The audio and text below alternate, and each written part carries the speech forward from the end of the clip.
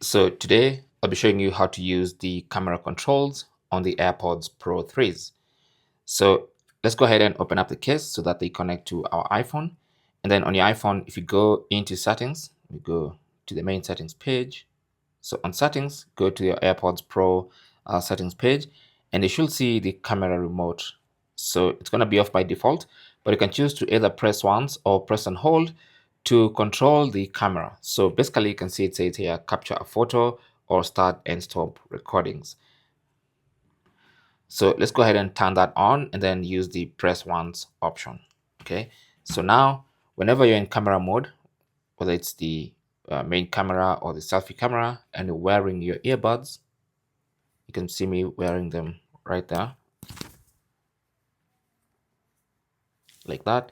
So now I could have the phone set up on a tripod or something, and I want to take a picture of myself. All I have to do is press once. It's gonna give me a timer and take a photo. Simple as that. Same goes for video recording.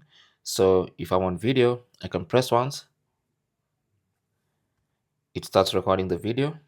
And when I want it to stop, I just press again and it stops and saves that video. So that's how to use the AirPods Pro 3s as your iPhone's camera remote.